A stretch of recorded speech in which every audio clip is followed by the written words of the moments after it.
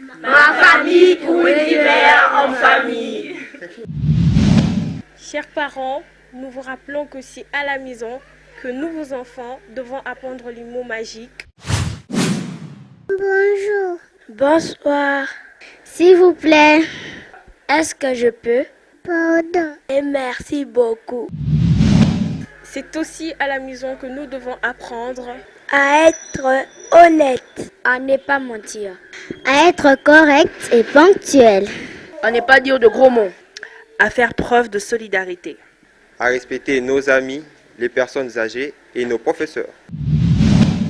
C'est toujours à la maison que nous devons apprendre à être propre, à ne pas parler la bouche pleine et à ne pas jeter les déchets par terre. C'est encore à la maison que nous devons apprendre à être organisé, prendre soin de nos affaires et à ne pas toucher à celles des autres. L'école, quant à elle, nous apprend les mathématiques, les sciences, les langues, la géographie, l'histoire, l'éducation physique. L'école ne fait que renforcer l'éducation reçue à la maison. Il faut dire je t'aime à tous ceux qu'on aime, tant qu'ils sont vivants, vivants. Il faut dire je t'aime à tous ceux qu'on aime, tant qu'il en est temps, encore temps. Quand je pense à ma mère, que j'aurais dû aimer comme une prière, et ton regard de femme qui m'attend. Très chers téléspectateurs de Numérica Télévision, fidèles de l'émission Ma Famille, bonsoir et bienvenue dans ce tout premier numéro de Ma Famille de l'an 2019. Que cette année, que cette nouvelle année soit une année de bonheur, une année qui nous rapprochera encore plus pour partager des moments de bonheur, des moments de joie, pourquoi pas une année de réconciliation dans nos familles. Alors, balandi ya magazine Ma Famille, bino baibozwi li baku ya kolanda émission na bino, émission ya mboka, émission ya mabota ya yambo ya année 2019. Totondi bino botondi na maimonso bosalaki pona bino pona biso pardon na année où aussi là par vos messages, par vos appels, vos encouragements. En tout cas, merci et salaki biso et sengo mingi. J'en profite pour vous présenter mes invités, le tout premier invité de l'an 2019 de Ma Famille. Une parmi mes invités, Aza Moutako représenté puisque Boye Billet. Elle se retrouve, voilà, elle est déjà en train de sourire. Maman Marie-Jeanne Bokoko, Madame Litamba. Je dis bonsoir. Bonsoir, Maman Fanny. Bonne année à vous. Bonne année à vous et à l'émission aussi. Voilà, si vous pouvez regarder l'objectif de la caméra et dire un mot à votre mari, aux enfants, pourquoi pas aux fidèles de votre paroisse, les membres de la communauté famille chrétienne. Ben oui, je vais adresser le premier message à mon mari parce que c'est une journée spéciale pour nous aujourd'hui. Nous avons 33 ans de mariage aujourd'hui. Waouh, donc 33 ans de mariage. Oui, donc pas facile, hein. En tout cas, félicitations à vous, madame. Mon époux, que Dieu te bénisse durant cette année. Tous nos enfants qui sont loin de nous et ceux qui sont avec nous à la maison. Vraiment bonne année à tous ceux qui sont quotidiennement avec moi dans mes engagements à la paroisse, tout le clan Saint-Charles-Loanga et le groupe K au niveau diocésain et tous nos filleuls. Du clan Litamba, en tout cas, vraiment tous les vœux. Merci, Monsieur Martin, du communauté du chemin neuf. Bonjour, Monsieur Martin. Bonjour. Un mot aux téléspectateurs. Voilà, c'est vraiment un plaisir pour moi, un réel plaisir de me retrouver dans cette émission qui est Ma Famille. Je suis père d'une grande famille, j'ai 8 enfants et je suis papa Mapassa. Ah bon? Hier c'était l'anniversaire de nos jumeaux, Roger et Françoise. Hein? Voilà, ils avaient fêté leur anniversaire. Hier c'était aussi l'anniversaire de mon papa. Donc c'est le début de l'année avec beaucoup d'anniversaires. C'est vraiment un réel plaisir de partager un peu mon expérience de famille. mais aussi je suis le papa de tous les enfants qu'on taxe les enfants de la rue. Donc c'est vraiment parler de leur famille ici, c'est quand même une occasion fantastique. J'en profite pour saluer toute la communauté du Chemin Neuf. C'est la communauté catholique qui a vocation écuménique. Je vais aussi saluer tous les serviteurs de la mission 14-18. C'est une mission qui s'occupe des adolescents. Et vous voyez, donc on parle un peu de la famille, mais aussi embrasser tous les jeunes des centres d'Akoyabiso, filles, garçons, tout comme les grands jeunes. Je leur souhaite une très bonne année et comme vous l'avez dit à l'introduction, l'année de réconciliation, voilà, qu'on passe dans la réconciliation. Merci beaucoup et moi j'en profite pour dire également bonne année à mon père et aussi joyeux anniversaire à lui, Stéphane Kikoufi.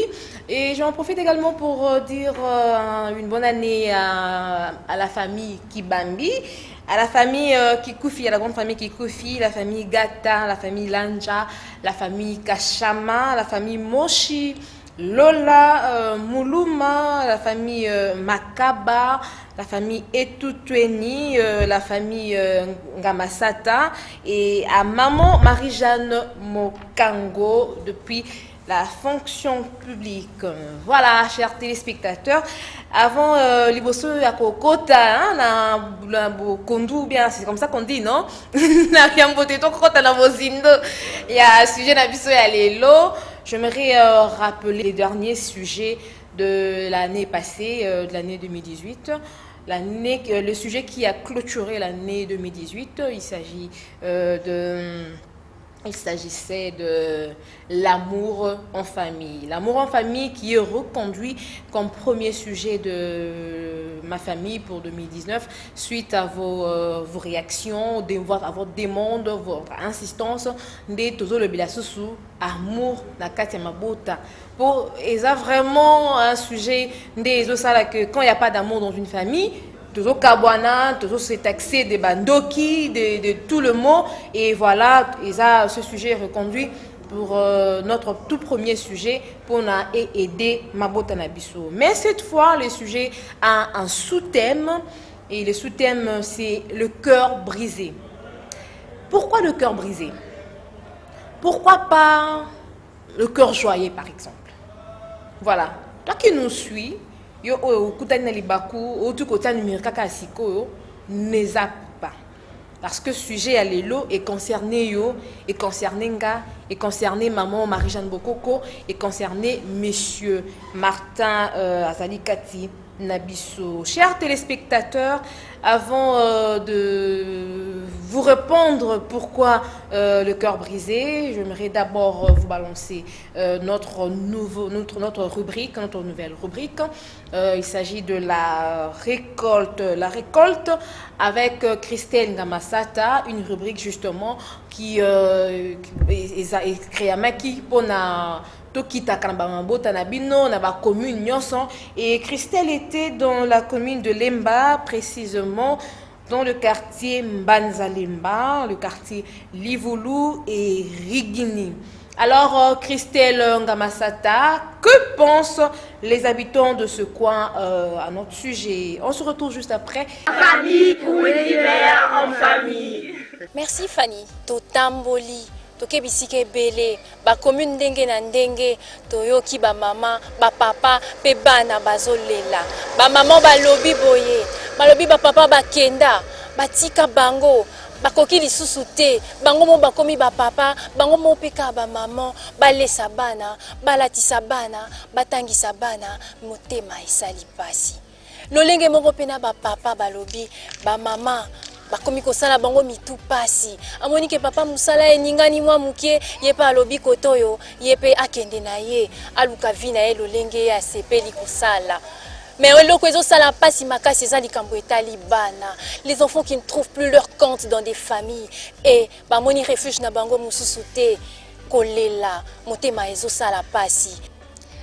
Ba papa ba maman baleli mingi bana posa bino bozongela bango bobongisa pamba te motema ezoswa motema ezosala pasi tokoki ko continuer boye te lolenge moko pena ba mama bapapa babeleli bapapa basengi na bino bozongisa makanisi esika moko esika makanisi esengeli ezala motema bomama ezalaka monene balobi bible elobi na biso femme soyez soumise mibali aimez vos femmes sikoyo bolingo ngo na soumission yango tokomona ngo esika nini bana bakomi ba victime bana bakomi ba sans abri ba sans issue bazangi ya kosala bazangi ya koloba en tout cas bozongisa masolo malonga totala bino elongo na bana na bino po ete libota ezongela kitoko nango ezongela kombo wana ya ma famille libota ezala kitoko moi fleur moi parfum na kati ya famille esalaka bien ezate que papa na gauche maman na droite bongo bana bakozala wapi na katikati na sima to liboso. Merci Fanny, je te remets l'antenne. Merci Christelle, chers téléspectateurs, chers invités. On a tous compris que les plaintes viennent de partout. Ba papa ba lela, ba maman ba lela, ba nape, ba zolela. Voilà, chers téléspectateurs, vous remarquerez une présence de plus sur ce plateau. Il s'agit bel et bien de Patrick. Patrick, je t'ai les noms de la famille, mais son prénom, c'est Patrick, c'est un enfant de 12 ans. C'est lui le cœur brisé de ce jour, de notre émission. Arboro Kaliso Naye, on doit beaucoup comprendre pourquoi le sous-thème de notre émission. Patrick, Bonio, est-ce que vous avez bien? Tout ça, vous allez vraiment vivant hein, dans ma joie, courage. Patrick, est-ce que vous allez bien? Yebisa biso. Les lots yambio na plateau ya émission ma famille. Émission où ils allaient ko bunda pona tina ya mabota ezala esika ya malamu ezala esika oyo papa maman pe bana bazozwa kimia na bango ezala esika ya gerté.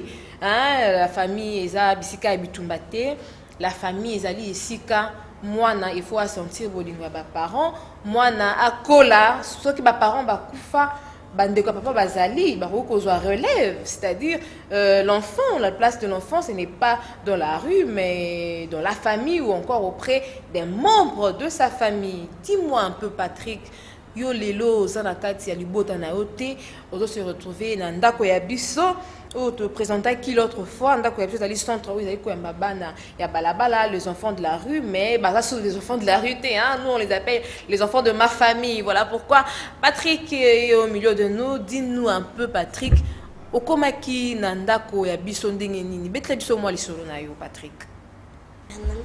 Avant na koma kutu na balabala tu banuva na liboso tabana wakadi na papa biso na mama biso et puis to ngwe wakadi to ye na masina kuna nde papa komo vimba makulu et puis to ngwe papa komo vimba makulu abandai maladie maladie bandi wana na masina kuna to zongi et puis to kei to ngwe na masina photo kensko ovanda na limite na église na 11e rue to ke kuna tato nkenda na église ko mama banda okendo teka je me suis maman ko teka to tikala ngai na leki na mwasi na papa biso ko tato kendi to kenda to tikali papa bengi ngai siko ai sileki na ngai ya mwasi abima tongo leki na ngai bimi siko ngati kali atuni ai bisinga ka atuna ngai des questions question pour ça tu na bise papa na zando kité abisinga question mi balé Patrick ozandoki na lubite papa na zando kité et puis abisinga na bima na bimi vanita o mama ye abisi mama ke o nandimi ke na zandoki na abisa ke na zandoki siko abisa pe ba pasteur mususu pe basala kana na babuto siko ba pasteur alors abisu ba pasteur ke ba poser ma ba question na répondre à ba pasteur ba répondre ngai onini na sala pour na papa abela bo na bisi banke na ebelo côté to na bisi bo et je me suis ko nde baloba siko bo papa yo ebisa pe bandi m'église to ba yebi ataleki na ba pesa kwa yo yeba o ngana zandoki bana nyoso ba yeba ke na zandoki puis jour mosusu to tovandaka boye tovandi sikoyo na babutu nango papa nde papa vima avant kutu tokoma bajour na papa banda kofimba nzoto nde tokoma vimba ye miso emona mosusu te avimbi nzoto mosiko babanda olobaki boye soki papa oyoka nzoto bien te sentir mal à l'aise nga mpe na bavanda bien te il faut ke nga mpe nazala mal à l'aise mpo ande papa oyoka parceke nga nde naasala papa bongo jour mosusu na butu sikoyo navandi nalala kutu ezala nalala babanda oloba na banolala 21h parce que so nalali avant ba 20h na pumba eza mpo na pumba siko opumbwa na pumba siko 21h ekoki mpe nalali siko ta nalali bayo torchir ngai papa tingi bayo torchir boye papa mpe balamusanga balamusinga nalamuki papa ekisinga o patrik oyo osala nini na butwa lelo nalobi papa na yo osala lelo te yo obengi nani epo papa biso okosaka na ngai te na butwa lelo oyo osala nini nayebisi papa na yo osala lelo te pourtant nayebisi ye bongo papa ayebisi abengi bamama alobi yana ayebisi bino likambo asali na butwa lelo ayebisi bango sikoyo bango balingi ke na repete kaka maloba o papa oti oloba sikoyo nayebi yango te nayebi makambo o papa alobi te sikoyo so nakokoloba yango mpe te sikoyo bayebisanga kutu natelema na butu mobimbana so natelemi na butu ti na ntango nde babetinga sikoyo na ntango nango nakende ekole na butu papa azolela pasi yo fo balamusa yo batika ya kotelema bongo ti ntongo ekotana apo na ntongo nde babandi kobeta yo continue sikoyo na ntongo foye nde nakende classe ntango nake classe nabi nake papa leki na biso leki ya papa ya biso nakei kuna nakoma kutu kuna avant te nakei nayeba su nzela te ntango nakei sikoyo ekoma babutu mbula ebeta nabi kaka nakota kaka na eglise ntango nakota eglise mama moko ba eglise abi akotikanga ntango tokei tokenda mama wana oyebisaki situation ya vie na yo oyebisaki eke babengani yo nde mama wana azwaki te nayebisaki yango te bongo azwaki yo ndeni te ezala mpona nakoya na terasi nakoya na terasi nde balokotangana baminga kuti kuna na batongo nde baminganga kuna na vandi tolala mpe sikoyo lobi yango aleki alobi ke akotika ngai epa biso epuis ayotikanga sikoyo mama boyo nakota mama bi ya okota lisusu te mama yebisanga ke nga avanda libala nazela ye sikoyo ntango ya siliso solola na papa epuis ayebisanga ke okotana ndako na kati ya lopango nakoti bo mama abimisi ngai mama zeli nano yakende ntango yakei epuis mama abimisi ngai ntango mama abimisi ngai mama alobi ke ngai okota so na kati ya ndako te sikoyo ekoma mbula elingi ebeta sikoyo nakoti na kati ya motuka moko boye ezalaka liboso ya lopango na biso wana nakoti wana ti babutu deja ekoki nalali na ngai to nalali na batongo na lamuki na bimi libanda epuis nazongi lisusu na kati wana epuis yaya oyo aya ovandisa papa biso akoti na kati ntango akoti wana ayebisanga o aye na de sujet ya otunanga ayebisanga sujet liboso ezali ke oyebisanga makambo oyo osalaka papa po tokotisa yo ya mibale so buki lokuta toboma obie tokati yo bilamba ozala susu ata awa te epuis abeminga ti pembeni ya papa papa ayebisi bango ke bapesanga bilamba mosusu na papa mosusu epuis ntango bapesinga balingi babengananga sikoyo mama biso ayebisanga ke nde nake mpona luka susu moto ata moko te azongisanga na ndako bapaster mosusu mpe babando osamela mponanga babando ozwa bamour paster mosusu azwa mour alesinga ayebisinga ke naa na 14 jours ya vivre so natiki kindoki te na okofa so natiki kindoki na okofa te epuis ntango na bandoki paster mosusu ayebisanga 2018 esilela ngai na nzela te na okofa bango sikoyo toza na 2019 continue. Et puis nde babenganaki nga. Dis-moi un peu. Babandi kotaxe yo koza ndoki. Bon zaki na âge ni. Ebandi kaka l'année passée ou bien même les années Banda to nazala na 10 ans. Banda ozaki na 10 ans.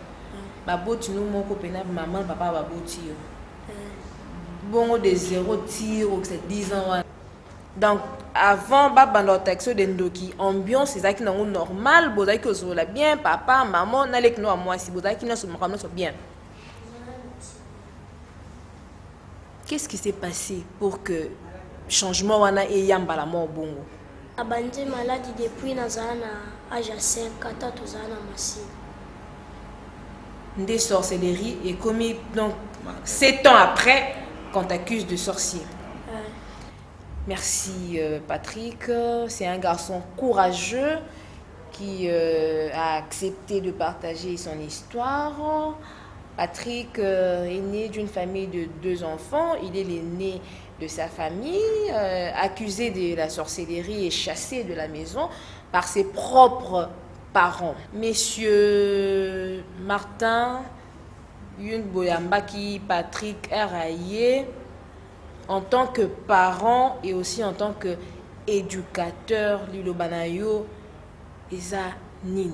Madame, je suis consterné. Ezali situation que ceux qui les l'ont, na lingi na partagé na bandeko.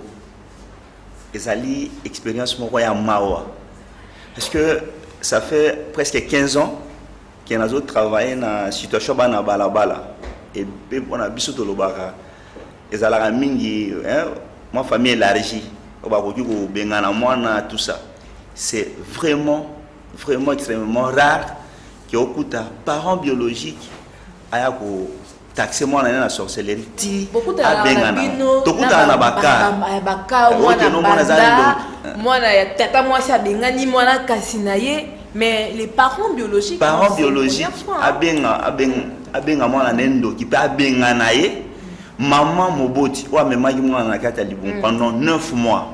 Aïbsa moi na kena mono di suso ate soki na moni yo na ko boma yo alors qu'il y a bomaye na bani donc na ko benga o bonya mate mais bo moteze su na kati libota te libota libebi donc simplement là on a rolo ba ya wana keno libota ezai su na place na ngote donc moi na komi libana parce que tata na maman ba botie raison ya liboso zali maladie. Moi, on a vu que papa. Monsieur Martin, l'imbisan na katumanda mona c'est comme moi hein. Maman Marie-Jeanne Bokoko, vous êtes docteur. Est-ce que famille wana non Monsieur Martin, yo lokwa okenek na famille wana. Ma boko ko lobana parti na ya kibo ya tant que monganga. Mais yo oza parmi ba encadreur ba éducateur o batambola ki pe na famille à Patrick. Est-ce que le papa, maladie naïe, si c'est pas physique, est-ce que c'est pas aussi une maladie normale? Est-ce que basta c'est qui examen diabète peut cause à la kovimbisa mutuma kolo, n'est-ce pas? Andeko moi na lobby. Et puis on retourne une question obi ko bengana ndako banaika abi ngonga papa abandi maladie naïe. Et puis maladie naïe bandaki nini makolezo vimba. Munga ko yebso que non, so ki lezo na problème na motema, un problème cardiaque. Okozana ba edel. Ce qui est le papa a zomonaté. Bato bele ba kote wana biso ke non diabète et ko kendeti e ko mema la cécité wana. Peut-être ko poser na kati libota est-ce que bazeli kaka miracle ya nzambe po abiki sae ou encore ba kendaki na hôpital et puis munganga lobi ke ba moni eloko moko to ba ko yiko soigner parce que ba ko mona pe eloko mbasa capable ya ko soigner te ba biso ke non diagnostic ezali boy ata mbongo ezali bato mosusu ba biso nyanga pe botie ko kita ke na NP ko kita akufi.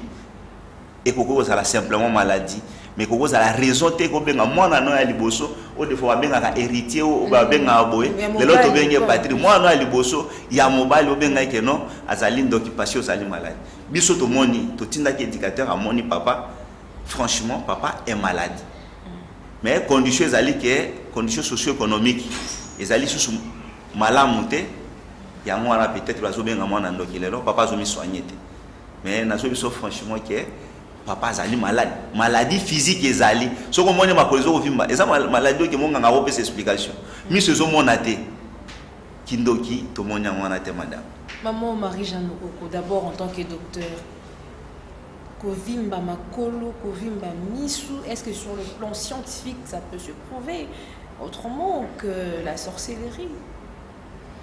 Évidemment, maman Fanny, ba maladie ezali ndenge na ndenge. Mais omoni toza na mboka pe sika ezali pasi ta mususu pona kosala comment on dit ba check-up avant oyeba peut-être oza na malade moko na libandela. Mingi nini ezalaka malade esi bimi nde yo okei na hôpital po omoni moyen te faut basalisa yo. Alors mbamsu po ke na hôpital ça arrive que ba examen au sali ezo laksa vraiment origine te.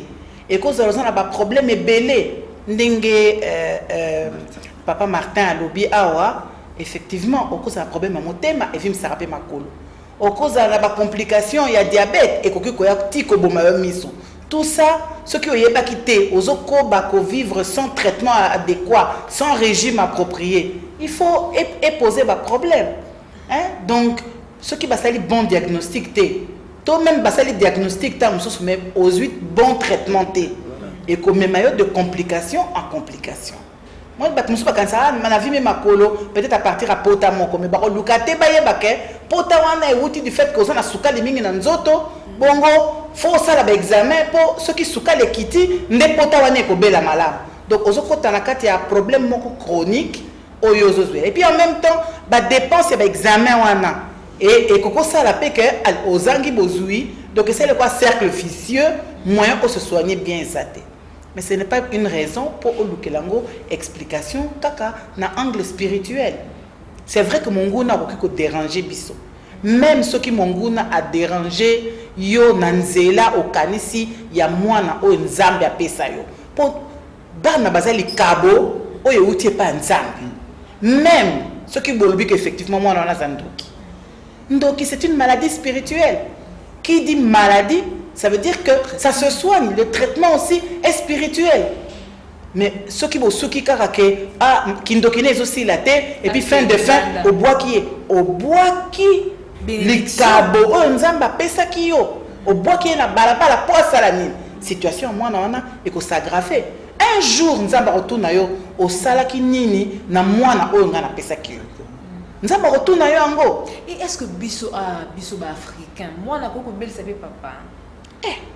En tout cas, vraiment, franchement, on a évité bateau, bana kindoki, ceux qui ont la preuve, banini, en tout cas, ngai na nzinga na ba oyo ba traita ke baza bandoki, nga nazo mona, nazo comprendre te. Nazo comprendre. Fanny, situation à kindoki est complexe. Biso na chance à komona ba neuropsychiatre o bazo so na biso balobi na ba kanyoso. Ba pasteur ba koloba na mission ba ko intervenir to kamata 100 cas ya bato ya bana o bazo traiter bango na bandoki surtout bandi ko analyser en poser bango nos première question. Ça c'est un cas exceptionnel, ils ont constitué à peu près 10% d'autotika 90% à cas okokuta ke mota mwana koloba ba bengi ngandoki okokuta mwana mokomota bimi na tongo abi ngala zandoki na lie moto ba bengi ndoki et pour ça solo na bana bien ba komisaka bango ndoki shekina nani Patrick a oué Samino Polele que bala licenza il faut gêner pendant 3 jours c'est que non na 3 jours les apôtres qui ont fermé la prière après ango on dit ma que zalindo moi na zana nzala akudi ko sala eloko mususu nini ceux qui ont simplement qui ndi maite que na zando qui pas pesa eloko kolia ceux qui les autres ont une émission puis thème na sali que cœur brisé so bomoni moi na azoko ka kotala bato te parce que mabe outil libanda te outi na moto ya boti. Un jour tozana moi na bi to sambela notre père. Abi notre père c'est un enfant qui a étudié, il était jusqu'en 6e année. Abi image ya père et pas nanga image mabe. Maman a ko témoigner que le ratun batuni abi est-ce que sambela ka. Abi na komi ko sambela na komi na ndako ya biso. Na bi o sambela ka ta bi papa nanga za pasteur mais Alexandre image ya malamu ya Zambie. C'est un pasteur en plus. Donc c'est pour dire simplement que kindoki tika mon andimela moi na papa tourné 2 fois est-ce que zalindoki moi na bina zandoki le père biologique va raconter à son épouse la maman de l'enfant que moi na azalindoki moi na ndimi ka zandoki akobenga baninga pasteur ba laisser ba mungwa ba pasteur ba tunaye soki ya azalindoki moi na bina zandoki te ba pesi ba katelier te 14 jours ko kufa on la kela moi na mabe pour que andima eloko ya yebite na lokuta 2018 et kokate habité. Peut-être le 31 décembre. Excusez-moi, le 11 janvier 2019. Donc Patrick a côté 2018. Donc 2019, pardon. Pour dire que Pasteur oui. Donc ce gars à mon Patrick il est là en vie. Aloba aïba bien que nzambe ya sambelaka azanzambe alokuta déjà. Et puis zanzambe alingiba yesu mo kalobi botika bana baye pananga bazi baye kolia bi bolonga kuna pesa ba il embrasse les enfants et afani na suka apamboli bana maman. Comment se fait-il que moi le fruit de vos entrailles na koki kokufa na teka partie na nga moko ya nzoto pour que na boko la bana na nga na kotika mwana na nga bala ba mokolo moko te. Et comme maman alobaki aux problèmes spirituels, des solutions sont spirituelles. Bible le bébi sous qui a pression molimo. Solution spirituelle bazwa ki yangona. Ba pesi 14 jours. Solution sur les alliés. Ba pesi jeune il y a 3 jours, ali a déjà na mungwa. Moi là il y a 12 ans. Ali a mungwa. Alors que papa c'est pas privé mungwa pour ma les ovimba peut-être cause à problème hypertension, ba privé papa mungwa, ba kanti mungwa na papa, ba laisser mwana OK si ça kindoki 2019 encore tâté. Donc et là comment ça na tina mon côté, les lo mwana ye azana balaba azo souffrir, il a un cœur brisé parce que baboti na ye baboti bazo rejeter na nyama abatelaka mwana na ye. Monsieur Martin na yobi que bino na ndako ya biso chaque année na suka na Noël tout comme na bonne année bon memaka bana ta o ba bengana kala bon maman quand même na bandako ba vivre vraiment moment wana la famille na bango puisque c'est ça la bonne année la Noël moi la noce ça ka pembe na libota na ye. Et pour Patrick est-ce que azona ki na libota baninga d'abord baninga ndako ya biso bakindaki quand même ba famille. Exact. Donc expérience ndako surtout ça la madame. Donc les 25 donc on place les enfants de des familles d'accueil. Je vous assure, les Congolais sont généreux. La parole Sainte Christine, maman ebele na kotanga comme on a bangoate, ba yamba ki bana, pour ba la bana na keno, libote zali possible. Bana ko beto li solo keno na bande ko sakana mitendo na bana famille wana. Donc image ya famille ezali na okuta pe famille ya malamu ezali. Mais le premier tolobaka mwana a ça effort ya kokende vers la réconciliation. Tout ça na musala aussi de sala comme éducateur, mais il faut volonté à mwana sala. To yebisa mwana ni to komana bana mukanda tenga na ibaki téléphone. Tenga bobenga nga ki document na yebi amote bolimbisanga. Loko na ibaki téléphone bolimbisanga. Loko na ibaki mongo bolimbisanga tout ça. Bana ba ke na lettre ba ko déposer na famille biologique. Je vous assure, on a un témoignage, il y a des enfants qui sont revenus avec leurs parents pour dire ah vraiment l'être non réconciliation et ça li keto limbisayo. Ah bon? Les jours qu'on envoyait d'autres, Patrick est fondu en larmes. Abi, si vous encore les centres, vous voulez me rejeter. Les centres chez les garçons, c'est un centre ouvert, donc vous ne gardez pas les enfants. Donc Patrick devait aussi retourner à la maison. Et on a une famille, les familles existent, la famille est là. Donc l'enfant devrait partir en famille. Mais l'enfant est venu nous dire, ça c'est un autre rejet. Vous me dites simplement, ce qui est, bon, moni qui beaucoup ya mangate, na fana na na balabala. Le 25 n'a pas quelque part. Bato ma wako pesa ngala wa woli, aloko wobi que non les deux. Centre aux anango ouvra na ku fanza mo komo côté. Maintenant kende na place oyo baboti nga. Balobi na nga ke sona songi ba ko manga na ko kenda te. De préférence na fana na balabala. Et ça, on était vraiment marqué. Il avait un repas spécial au Salaki. Ce n'est pas que tu bois réconciliation. Il aura un moment, mais il faut que l'enfant fasse son deuil. Tu croyais qu'on insister, tu croyais qu'on t'indaille. Donc on l'a laissé à Tikali na centre. Mais avec quelle blessure? Les autres reviennent. Pour que je Tikali na famille, je bien sûr, il y a qui soso. Mais ils ont la même qualité que soso maman alambi. Atama tembelo maman alambi, ils ont un goût les kanyamagnos sur na conditionnement quelconque. Donc on souffrait tellement que les lois être bandou kolanda. Donc, titre, je peux partager mon histoire. Je suis blessé et ce sont mes parents biologiques qui me blessent et je suis là. Tu as un peu une situation comme moi, à Boya qui kokenda, à Koki kokenda pété parce que Bayambi était, promettre liwa, na libota na yemoko, na soi-disant pasteur qui est non 2019 c'est bon. C'est mieux pour fanae na balabala ba ya kufa na balabala au lieu ya kufa na ndako baloba ke oh non loko ba prometaki ou encore c'est pasteur pouvait venir loko ezali na dernier jour tikana bomae pour confirmer il y a des meurtres pareils na confirmer loko on a loba ki prophétie on a loba ya comme 2019 te yiwana azali akokuta na pasteur un jour à témoigner que non 2019 est le cas na commis peu moto na la société mais nazali ndokité ce qui me marque pour l'enfant devant ma parent biologique abi nakoki oyeba makambo susu mais nayebi kindokité et surtout nakoki ko bomayo moboti na ngati nakoboma kindoki yango ezalaka mokolo parce qu'il est conscient akoki ko salelo comme sopona songa na motuna nayo mais ngai yo moto botinga na nyokola yo déjà famille ezali passe tata moi si noko za quelque part nana ko bokolanga moi na pas bo maboti nae toyebi ya motema madame maman Marie-Jeanne Bokoko une expérience au Yozanango en tant que vous êtes d'abord une mère et puis na kati ya famille na besoin de responsabilité na ebélé na kati ya communauté pe aux responsabilité ebélé et surtout na encadrement na yo ya bana kizito anorité. Vous en tant que maman en tant que aussi encadreur ya ba branche oignon sur la tangiwana na lingi olobela na ba maman puis na ba boti oyo baza le lenge moko na ba boti ya Patrick.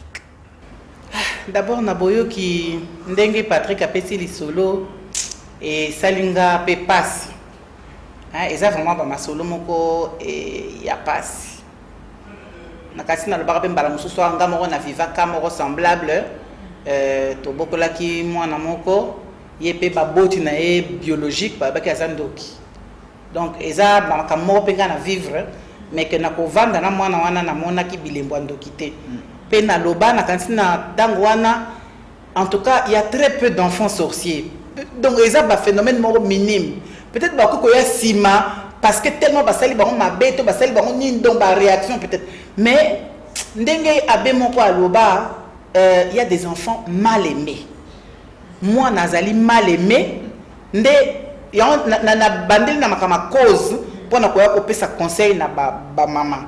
Il y a des enfants plus mal aimés. Moi na oyo mal aimé aza incompris pour lisolo na ba boti ezate. Donc moyen pas comprendre moi na te. Ce qui besoin de dialogue moko malam. Besoin que se comprendre malam.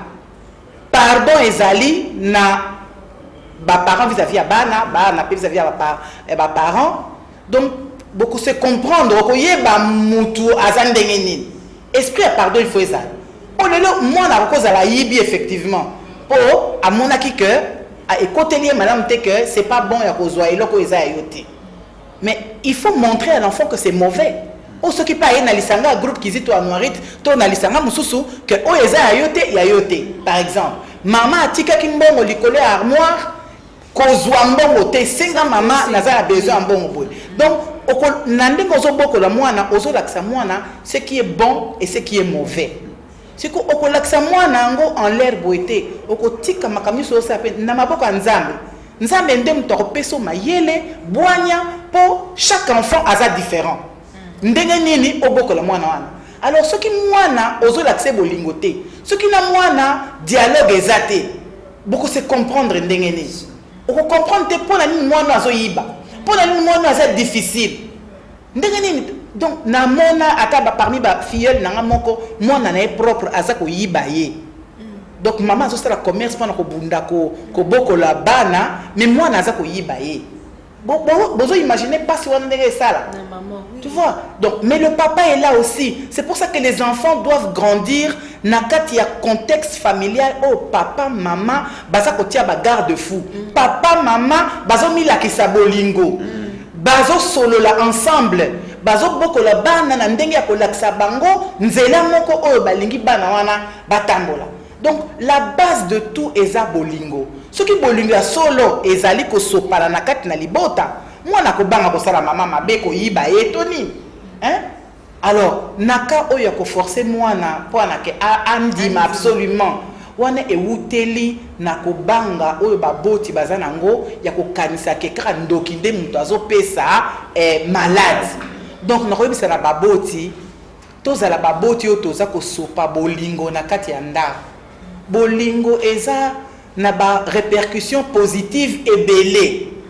Okolinga mwana ndenge azali, mwana mususu aza plus difficile, aza plus têtu, aza boy. Pour ça na pembeni ya mwana oyo ozomona aza mwa matata par rapport à bano mususu. Oluka o comprendre pour nazo tosa yote, pour nani, mais toujours dans l'amour. Et quand il y a le dialogue, en tout cas, moi na roko bimiselo makamso suka aoloba nene tudobale mbamsusu, maman na moni yo lingaka ngate.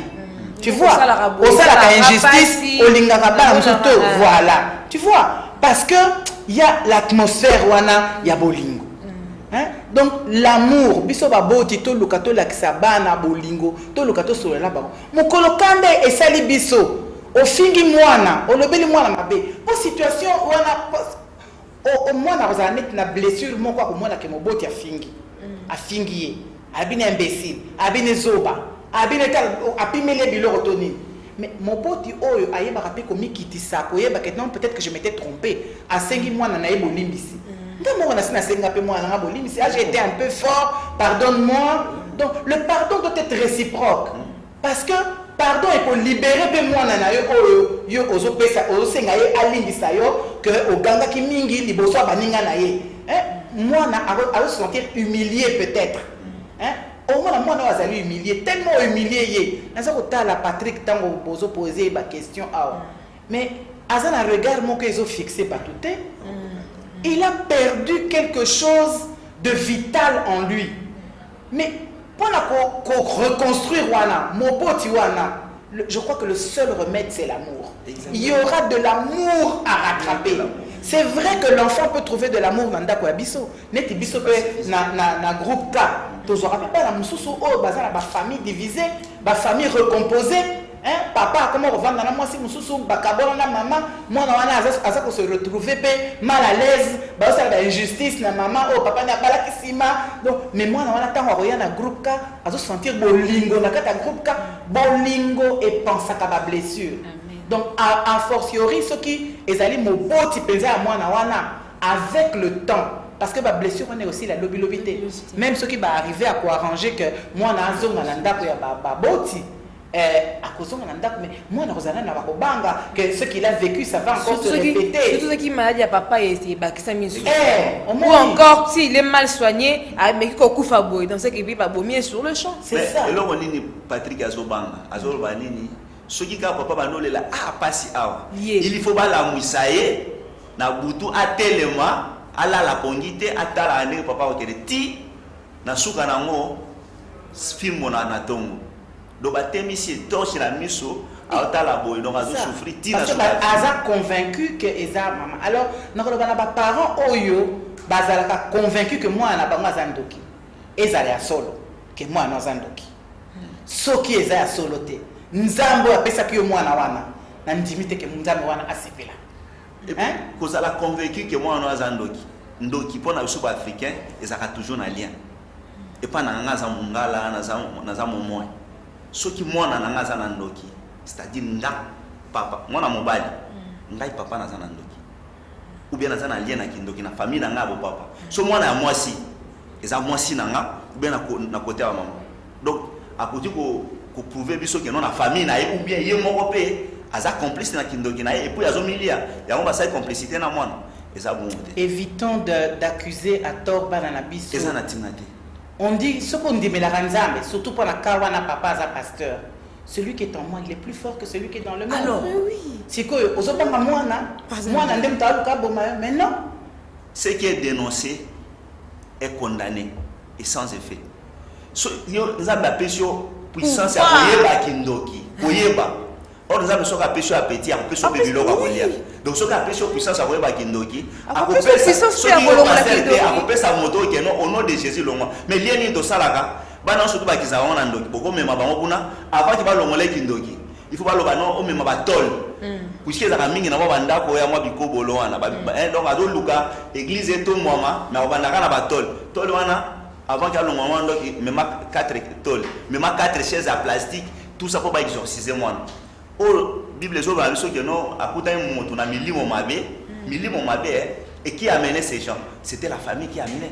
Au nom de Jésus, milimo elongo na yo puissance on ezali te oyebi simplement ya koyeba koko kabola mwana na baboti na bande kone ba pasteur ba koyeko rassurer papa te ke balo ba keno ndeko za mala ata tozo sambela to keneno na monganga yeso bando so passion na mabele aso biso ateli moto na miso alors il y avait la puissance à vie au nom donc Bima par exemple pour l'année bando pa kela nini soy na mabele parce qu'il savait qu'il y avait de la puissance dans cette nature.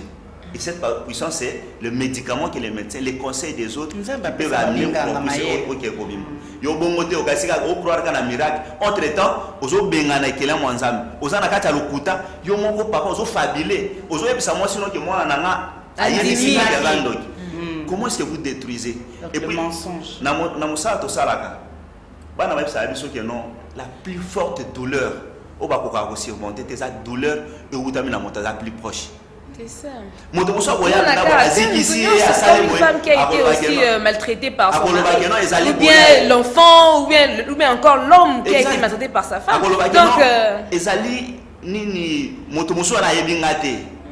Et si les enfants se bloquent, parce qu'il y a qui tu es nul. Il croit à cette question. Et les paroles ont une puissance. Cette parole a une puissance. Et la plus grande puissance, c'est parce que ça vient d'un père, d'une mère biologique. Alors que mon tonton a dit aux anneaux mes parents. Et c'est pourquoi sur le que tu es génie, l'enfant dira à tout le monde que mes parents me disent que je suis génie et je serai génie. A vomi exploser dans les mois. Donc il ne faut pas que nous bloquions nos enfants dans Babylone comme on les traitements de la violence, ce n'est que l'amour. Je crois qu'on partage toujours avec tous les amis, on leur dit, devant les personnes les plus violentes, ce sont les personnes qui souffrent. Si on continue l'histoire de madame, dans le passé, il a souffert, mais ça vous étonne que au monde mais écoute-moi fille tendre à côté de l'histoire, elle accède simplement bolingo, tu le vois épanoui, donc à casser coquille et les traitements à la violence, ce n'est que l'amour. Rien que l'amour qui est l'amour. Voilà. L'amour en famille, le cœur brisé, c'était notre sujet d'aujourd'hui, notre thème d'aujourd'hui. Merci, chers téléspectateurs, pour votre fidélité.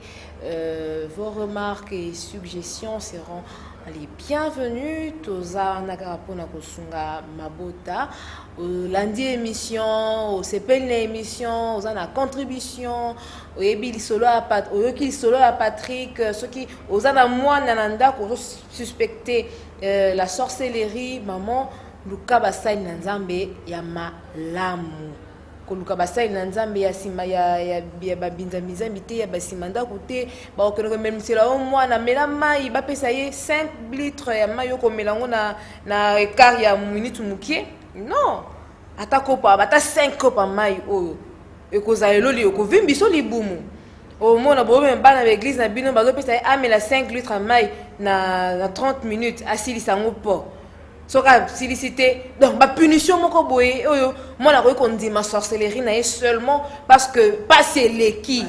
Non, chers parents, chers téléspectateurs, réfléchissez à ça. Botika, kindo kinzambe nde mutu azali kolona yango. Donc le seul médicament et la sorcellerie, c'est Dieu, c'est la parole de Dieu, c'est la puissance de la parole. Et puis c'est l'amour. Quand vous avez l'amour, vous avez un document qui est bolingo.